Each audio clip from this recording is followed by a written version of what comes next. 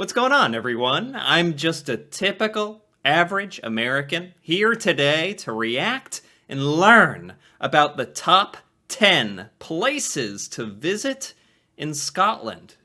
Now, Scotland has a really interesting place in the American lexicon of knowledge and culture, and basically what I'm trying to say is Americans don't really know much about Scotland. We're aware of Scotland, we know it exists, but sometimes it feels like this far off, magical, mystical place somewhere out there, you know? It's just that way. It's over there. And especially if you're like most Americans and haven't traveled outside the country, I read some ridiculous stat the other day that Europeans were essentially twice or three times or four times as more often or more likely to travel to different countries. You know, Europeans tend to have a lot more neighboring countries to go to, and that's a big advantage, but Americans like myself, really don't often travel that much, travel to different countries and get exposed to stuff, which leads to conundrums like this, where we don't know what's going on in Scotland. But today I'm hoping to rectify that with the top 10 places to visit in Scotland. I remember not too long ago, I didn't even know where Scotland was as a grown adult. How sad is that? As sad as it is, I'm willing to say it. I'll be honest. I'll say it. I didn't know where it was. I didn't know that it was part of the UK, bordering England. And I'm a changed man now. I kind of know that, but that's about it. So let's see the top 10 places to visit in Scotland. I mean, look at this picture right here already. You just don't see this kind of thing in the United States. This could essentially be another planet as far as I'm concerned. You don't just walk around and find rock formations and beautiful open land and mountains and character like this. I'm jealous already, and we haven't even begun the video. So let's take a look. What's up, guys? My name is Ryan, and last summer I did a road trip around Scotland, and I want to show you my favorite places. Oh, stop. Hold on. I'm sorry, but he knew when he shot this shot that some random American would react to this video and pause it on here and say, that's a good shot. So, all right, there you go. What, how did you get up there? Okay. So here's my Scotland top 10. Okay. If you want to go back in time and feel like you're in a fairy tale, Scotland is the place for you. It's easy to see why so many legends and popular books such as Harry... I'm not making this face because I'm disgusted. I'm confused that such a place exists, and yeah, people can go there and see it. It's amazing. I mean, yeah. Harry Potter have been born here. It's truly one of the world's most enchanted places. So for our first location, we're going to visit the Old Man of Storr. Now, the Old Man of Storr is located on the Isle of Skye, which is about a 5-hour drive from Edinburgh. It's one of my all-time favorite rock formations. I felt like I was on the set of Game of Thrones. Is that a thing? Sure, mountains have names, but rock formations? I'm not a climber, I'm not a mountaineer. This kind of stuff could exist in the United States, but I didn't really appreciate till this moment that rock formations could have a name like the Old Man of Storr. That's kind of cool. I'm not really seeing the old man. If I tilt my head, maybe that's his nose, or... Okay. Time favorite rock formations. I felt like I was on the set of Game of Thrones. When you drive to the store, you can see it in the distance, and it gets you like so pumped. It's just such a cool rock formation. Now, to hike to the Old Man of Storr, it's about a 4-kilometer walk. You'll go through some conservation gates, and you'll reach the infamous rock pinnacles. Wow. I went there for sunrise and sunset, and both occasions were absolutely breathtaking. When I was there, crows were flying around the rocks, and there was just some sheep running around, and it was so magical. Wow, I mean, just look at this. Would you just look at this for a second, stop what you're doing, and look at it? It's unbelievable. The legend of the Old Man of Storr is supposedly A giant lived there a long time ago, and when he was buried, his thumb was left sticking out of the ground, creating the mystical rock formations. When you go there, it's easy to see why it's one of the world's most iconic rock formations. I have to say, this is... This isn't... Was this what he was standing on? Because I kind of need a sense of scale here. This could be so much bigger than I think it is. But the story about the giant and the thumb is very cool, by the way. One of my all-time favorite places, and I recommend everyone to see it at least once in their life. You are advised to go beyond this point. That's cool. Just a few minutes away from the Old Mana Store, there's a breathtaking waterfall called Meout Falls that cascades down into the ocean. There's also a nice viewpoint where you can get a great view of the waterfall. I mean, yeah, the waterfall is beautiful, but this whole cliffside, this rock formation, if you want to say, this is more of a cliff. The whole thing is breathtaking. Also, just beautiful sea cliffs in the area. One of the most famous is Kilt Rock, which looks like a kilt that descends down to the ocean. On the east side of the Isle of Skye, there's just such beautiful coastline there. And I gotta say, this grass is the most grassy grass I've ever seen in my life. What are you feeding this grass there in Scotland? Jeez. So after, we're going to head over to another one of Scotland's most iconic locations, to the Glenfinnan Viaduct. Okay. So it's located at the top of Loch Shiel in the West Highlands of Scotland. It was completed around 1898. Wow. So it may look familiar because it was featured in Harry Potter. You'll see the train going there when it's heading to Hogwarts. You know, I didn't make that connection, but it certainly, like now that he mentions it, certainly does look like...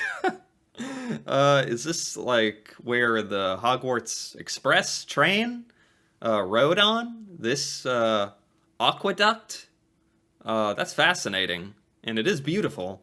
I mean, it looks otherworldly. Fits right in with Harry Potter. Because it was featured in Harry Potter. You'll see the train going there when it's heading to Hogwarts. So when I was there, I wanted to get a close-up to the bridge, so I walked underneath it, and I was just shook by how big it really was. I mean, those arches are just massive. So after, I hiked to a good vantage point where I could see the famous train go across the viaduct. Wait, do they actually... So, trains do ride on this? And did they keep it stylized as the Harry Potter train, as the Hogwarts Express? Did they just keep that train? Or they should. I don't see why they wouldn't. Kind of like how they keep Hobbiton in New Zealand for people to visit. I mean, it is just such a magical place. The backdrop of Loch Shiel is absolutely stunning, and definitely recommend visiting there. All right, so after Glenfinnan, we're going to head over to Edinburgh. Now, if you want to go back in time, Edinburgh is a must. Edinburgh is the place where J.K. Rowling was when she wrote Harry Potter. So when you're going to go... Is J.K. Rowling Scottish? See, this is the kind of thing where I can be so aware of a person and then have no idea they were from Scotland. Go there, you're going to get all sorts of magical inspiration. When I first started solo traveling, Edinburgh was one of the first places I've ever went to. It's this medieval old town with intricate neoclassical buildings, cobblestone streets, and beautiful gardens. Wow. This is one of the most historical looking, beautiful cities I've ever seen. The iconic Edinburgh Castle overlooks the city and is home to Scotland's crown jewels. Oh man, I bet this is jam-packed, full of tourists. You can't blame them. This is obviously a vacation destination for good reason, but there's a lot of people. I was there. I didn't go to the castle because it was so crowded and I didn't really feel like spending money. Kind of regret it, but definitely recommend go checking that out. One of my favorite places in Edinburgh is Calton Hill. It's just a short walk from the castle. Is there any camera angle you can get of this city that doesn't look incredible? Just every time looks out of a storybook or something. And it offers and maybe a lot of this is because we just don't have sites and cities designed like this with old architecture in the United States to appreciate like this with this look. So It is quite literally brand new to me when I see it. A beautiful view of the city. They have this really cool national monument there, these really cool pillars. All right, so while we're still in Edinburgh, we're going to head over to Arthur's Seat. Now, Arthur's Seat is located in Holyrood Park and is just a short walk from Edinburgh Center. Now, Arthur's Seat is an extinct volcano that has an elevation of 823 feet. How does everything have like a cool name? All these landmarks, all these cool names. Arthur's Seat. I was there. I just saw Arthur's Seat from the distance, and I was like, okay, I want to hike it because I wanted to get a view of all of Edinburgh. So anyways, I made the hike up. You'll walk around Holyrood Park, take the short little hike up there. When I was there, it was so windy. I couldn't believe how windy it was. It nearly blew me over. After I hiked to the top, I went down and walked around Holyrood Park and just enjoyed the views of Edinburgh. Just such a beautiful city. Pretty cool. After Edinburgh, we're going to head back over to the west side of Scotland to visit the Eilean Donan Castle. Hope I said that right. Ooh. This is more out of Game of Thrones. Or at least somewhat, where it's a castle or a keep built on a little island that's protected by water. Very practical, very useful. On an island, protected, one bridge, one access point. Very, very cool. You're driving to the Isle of Skye, you're going to drive right by it. It's situated on a small tidal island at a point where three great sea locks meet. So the castle was built in the 13th century. I'm really mad at myself because I didn't stop here. When I first drove by it and it was good weather, I just didn't. I know, that boat. that boat on the right-hand side is invading. I guess there is some flaws, but back in the day, they probably didn't have boats that good. And they probably had a trebuchet or a catapult or something on top with which to attack the boats. Anyway, that boat was trying to invade the island, I just noticed. Didn't even know it existed, and then the second time I drove by it was just pouring rain. So I just couldn't even go to the castle. It's definitely one of the biggest regrets I have of visiting Scotland. Wow. So definitely don't make my mistake and make sure you make a pit stop at one of Scotland's most famous castles. Can you just drive to this castle? Is it a publicly available where anyone can just drive to it, walk up to it, and go inside? Is that a thing in Scotland? Are there rules around that stuff? People are going to be trying to, steal a brick off of it or something, or vandalize, at least in America. Maybe that's the American in me talking. Maybe people are just respectful and actually have human decency more in Scotland and Europe. In America, I feel like this thing would get vandalized, or they would want to steal part of it and bring it home to put on their bookshelf. But it is beautiful, and apparently you can visit it.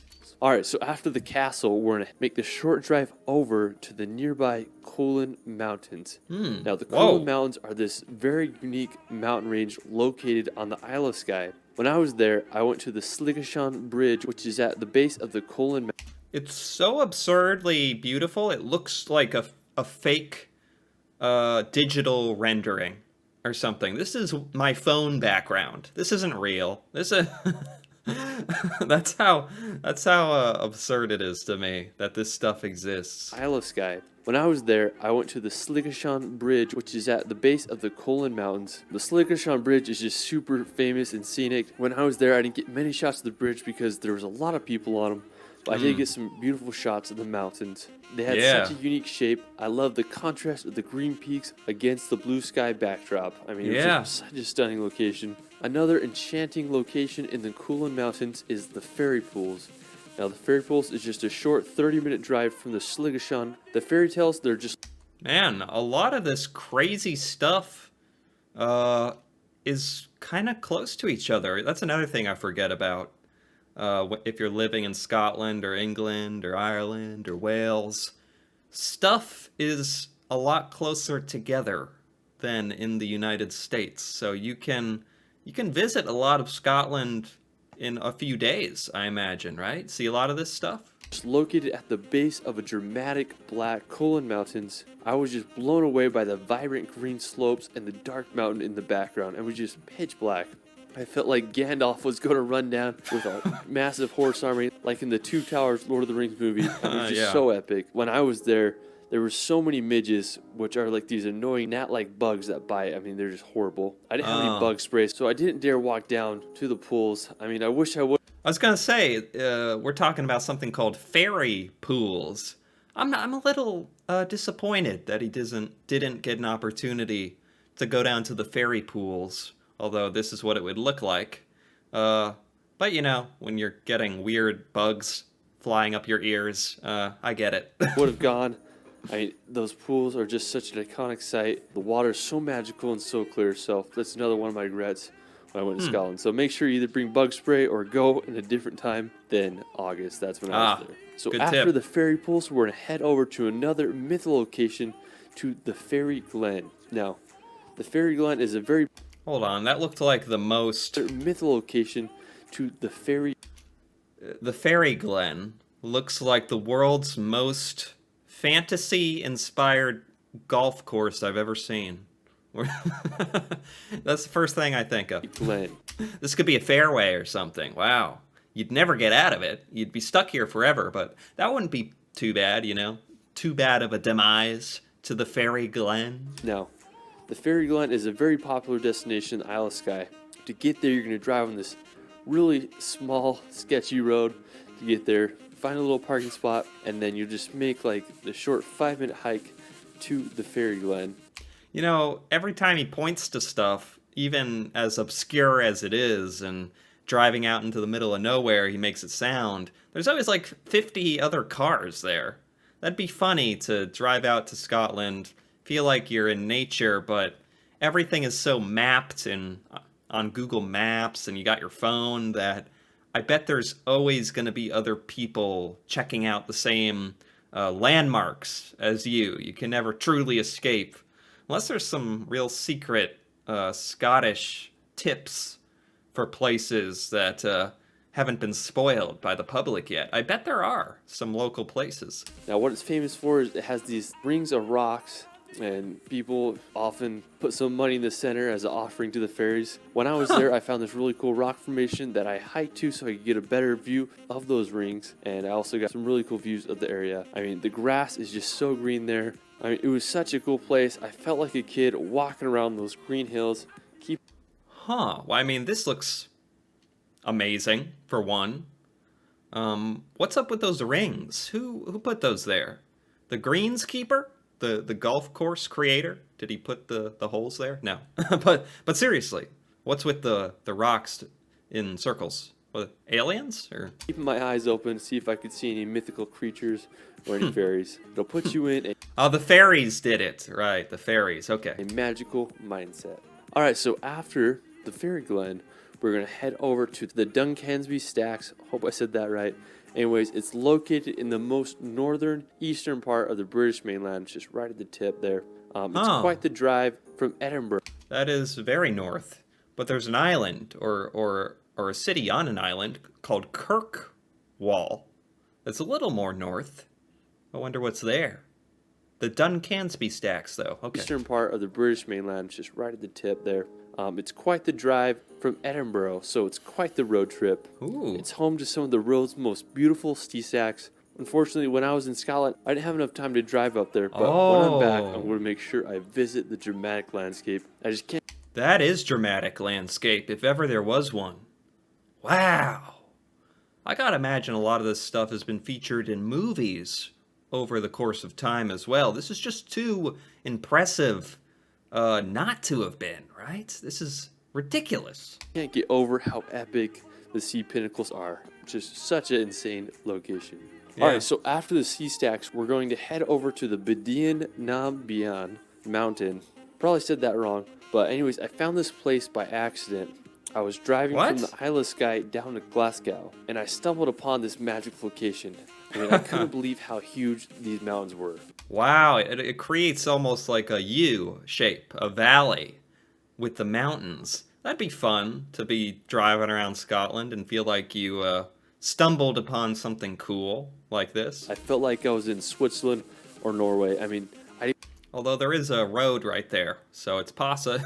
I get the feeling someone has discovered this already. Even though Scotland had just big mountains, I thought it was pretty flat. The Bedain Nambian is 3,770 feet high, so it's just huge. I mean, there's a scenic waterfall, and the valley was just beautiful. There was some sheep grazing. If you keep driving towards Glasgow, standing in... and the valley was just beautiful. This. Right at the bottom of all this concave shape. That would be like feeling like such a tiny little human right there. There was some sheep grazing. If you keep driving towards Glasgow, you'll pass some more massive mountains such as this one. And then if you keep... Oh, you know what? It's a 5-hour drive from there to there. It takes a little longer to get around Scotland than I thought. Okay. Towards Glasgow, you'll pass some more massive mountains such as this one. And then if you keep going, you will drive by Loch Lomond, which is just another massive lake. This is why I love driving in Scotland. There's just so many beautiful occasions that you just stumble upon accidentally. Yeah, it's overwhelming. It's just non-stop beauty, nature, beauty. I wonder what the population of Scotland is, because there is so much just open space, unoccupied, you know? Whereas in the United States, you're pretty much running into town after town after town after little dinky town, nonstop. All right, so for our final location, we're going to head back over to the Isle of Skye to the Quiraing Mountains. Now, aside from the Old Manor Store, I'd have to say the Quiraing is one of my favorite places and landscapes in Scotland. It's a set of dramatic rock formations located on the side of a mountain. They are dramatic. And it's cool that you just get to walk around, although I could see that going really badly if you're not paying attention and you trip. But what a beautiful place to trip and die, you know? Looking on the bright side of it. Quiraing was formed by a landslide long time ago. The grass is so green there, I felt like I'm like on a giant golf course. Anyways, to get there, I drove up this windy road. Be careful, because I popped my tire because the road is super bumpy. Anyways, I got to the parking lot, and I started the trek to the Quiraing. Now, it was a super easy hike. It only took me like... See, look at all those cars. Goodness gracious. It is cool. Even the roads look cool. How they're winding and built very in a specific way to conform to the natural landscape, to get places. Pretty cool. 30 minutes. There's no elevation gain. On the hike, I came across some sheep that were just vibing. I also saw some really cool rock fields, and then I was just surrounded by just... Rock fields?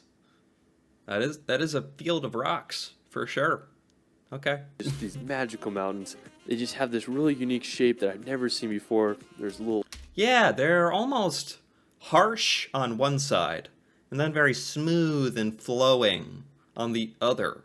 Creates a very, very cool effect. Like a painting or something. Lakes, and then you have the view of the ocean. It's just such a unique place. When I was there, I was lucky enough to have sunny weather. A lot of people I've talked to said when they've gone, it's just been so cloudy they couldn't even see anything. So I feel pretty fortunate about that. The Quiraing is just such a beautiful area that offers great hiking trails and just some of the world's most outstanding views. All right, so that is it for my... Yeah, hike. I mean, you'd hike yourself to death. It's hiking nonstop. There is so much to see. It never ends. A Scotland video. I hope you guys enjoyed it. Scotland is just one of the world's most magical and beautiful places. I don't think he's standing on the thumb there. That's just a random rock. How did he get up there? A lot of locations that I left out. So much more to explore than just my video. But I hope this helps and hope it inspires you to visit somewhere new this year. If you guys like my content, make sure you subscribe and give this a like. Okay. Yeah, like he said, these were beautiful. Great choices. Great filming. This was by Ryan Shirley. I gotta give that a like for sure. For Shirley. And like he said, this was just 10 places. I'm sure there are so many more amazing places in Scotland. But this was a great list. Do the commenters have anything to say? As a Scot, it fills me with so much pride to see my country showcased. Yes. You get an A for effort on the pronunciations. Oh, very good. Uh, I've been in love with Scotland for years, but I recently went to the Highlands for the first time. It was even better than I had in mind. I feel like seeing this in person, in the flesh, would just be a lifetime achievement, a lifetime experience. Seeing it, it almost wouldn't feel real, I imagine, once you were there. You'd have to try to put a little effort into being in the moment and appreciating it, because it's a lot. It's ridiculous. Oh, I visited Scotland a couple years ago, and even though I didn't see half the places mentioned in this video, I fell in love with this country. This video has confirmed my love, and I'm now sure that I'll go back to Scotland one day. Yeah, I mean, talk about a place to visit. My goodness. This was mostly focused on natural beauties, landmarks, let's put it that way. And I bet there's a lot more things in Scotland having to do with some of the history and towns and things like that, which I'd be very interested to look into as well. But for now, this was very good. This was beautiful, amazing, ridiculous. Really enjoyed this. Anyway, if you enjoyed this as well, feel free to give this video a like or leave a comment. And if you're interested in more videos like this, me reacting to the UK, things in the UK going on, stuff I've never seen before, feel free to subscribe for more. And until then, thanks for watching, and see you next time.